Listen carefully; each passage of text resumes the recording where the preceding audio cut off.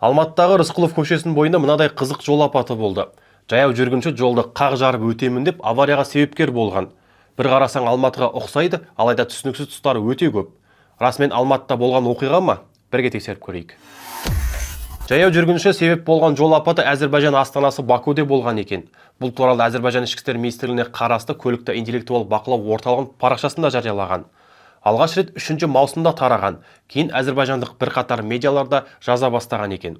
Яғни, көлік оқиғасы Алматыда болды деген ақпарат фейк. Толығырақ айтсақ, бұл оқиға Бакудегі Мардакян магистралында болған.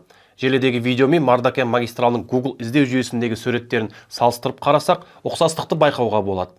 Жалпы алғанда Әзербайжанда жаяу жүргіншілердің жолды кесіп өту мәселесі өте өзекті. Әзербайжан көлікті интеллектуал бақылау орталығының сектор меңгерушісі Омар Хидировтың айтуынша, осыған ұқсас жол апаты өте көп болады. Оған себеп ретінде жүргізушілердің арақашықтық сақтамауы дейді.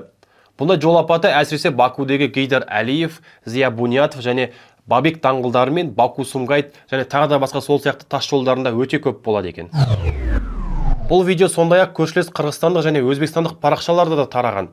Олар нақты қайда болғанын жазбаса да, жаяу жүргіншілерге жолдан өтерде абай болу керек туралы ескерткен. Ал сіздің ойыңызша еліміздегі жол апатының басты себептері неде? Пікіріңізді комментке жаза кетіңіз, видеомен бөлісіп каналға тіркеліңіз. Шындыққа сіздің де таласыңыз бар.